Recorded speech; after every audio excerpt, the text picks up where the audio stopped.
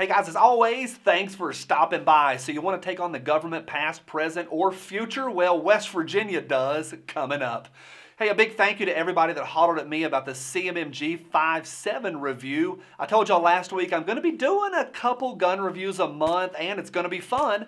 CMMG also hollered at me to say thank you, and they said they now have a YouTube channel and they asked if I would tell y'all about it. I said, of course. I'll put a link to the CMMG channel right down below. Check it out and see what you think. I think I just said, of course. Now, once again, there is a ton going on. This afternoon, I was writing a script to tell you all about what's going on out west in Oregon and Idaho. And then this one hit the news literally an hour ago. It's coming out of West Virginia, and y'all need to hear this one. Now, I need to set this one up because I really do have something to say first. And then I'm going to tell you about West Virginia. And then I do want to hear your guys and gals, what y'all have to say. I'm going to have a question of the day for you here in just a few minutes. So the grand goal in all of this fight that we're a part of is not to protect our gun rights or preserve the Second Amendment. It's not. That's not the big goal. The encroachment that we feel on Second Amendment rights is only a symptom of a bigger problem. It's our very way of life that's being challenged. How we live and what we believe in the country is eroding. And I'm not talking about pop culture or trying to live like it's Mayberry. Not at all. Our goal is to protect and preserve the Constitution of these United States. And that document preserves our republic and allows us to have whatever way of life we choose for ourselves. And for me, this is the big rub in recent months and years, maybe in decades. The people who have microphones, they don't speak for us. And maybe worse, in many cases, they hate the United States. They crave for its downfall. Our state and federal governments, they're full of progressives that are chipping away at our freedoms. And this matters because what I just said about that document, the Constitution, it outlines, it defines the freedoms that we have. Yeah, I know that our freedom doesn't come from the Constitution. Rather, the Constitution, it limits the government from taking our God-given freedoms away. Now, at this point, there's always a few that get upset whenever I say that liberty comes from our Creator. To quote, the Declaration of Independence, we hold these truths to be self-evident that all men are created equal, that they are endowed by their Creator with certain unalienable rights, and that among these are life, liberty, and the pursuit of happiness. Don't like me talking about my Creator? Well, you can go pound sand. Now, this happiness and liberty are exactly what I'm getting at. This is the essence of our way of life. And the Second Amendment, it prevents the government from encroaching on our ability to stand up against anyone. Tyranny shall not be infringed, preserves our ability to preserve our very lives and also to seek after, to even pursue happiness. And yet over the decades, encroachment has happened. 20,000 gun laws are on the books in the United States, literally 20,000. And yet the Democrats, they love telling us they're not coming for our guns. Yes they are. Death by 1,000 cuts. And of course, the two big ones are the National Firearms Act of 1934 and the Gun Control Act of 1968.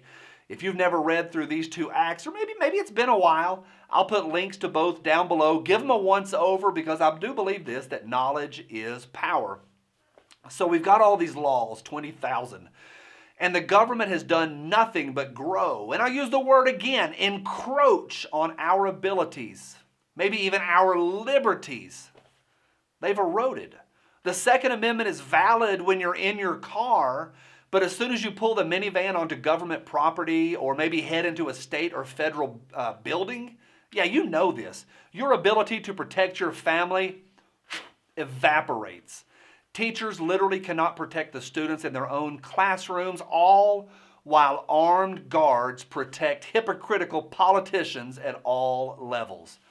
And in the midst of this, in steps two dudes from West Virginia, and I think, I'm not putting words in their mouth, but I think they've had enough. State Senator Mark Maynard and House Delegate Joe Jeffries, they have introduced a pair of bills that put an end to federal acts that infringe on the rights of the people. Now, these bills, they're separate, but they've been introduced sort of as companions. For those of you that like to study up, they are Senate Bill SB 771 and House Bill 4168. And yeah, you guessed it, links down below to both bills. Also a shout out to those guys, Joe Jeffries and Mark Maynard. Yeah, pretty cool.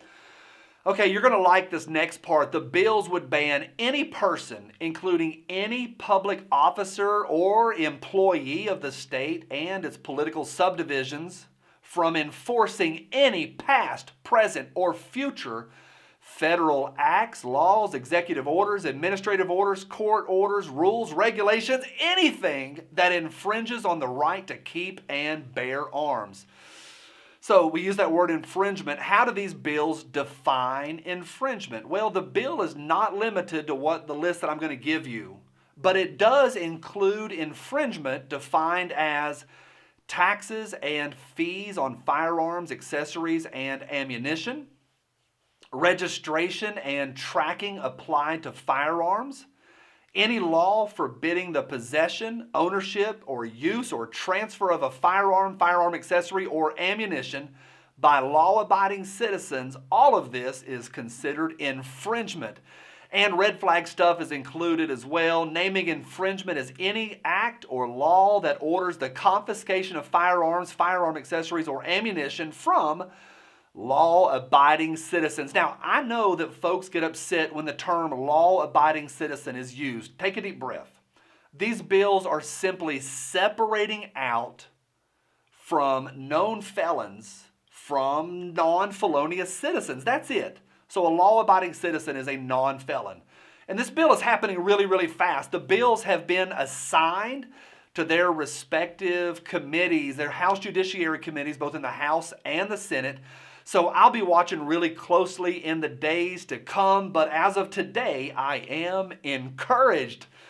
So what's going to happen? Well, y'all know that I clearly don't put all of my faith in the Republican Party, but the Republicans do hold a supermajority in West Virginia, so this one does have my attention. Now, viewers tell me all the time that any law that goes against the Constitution is invalid.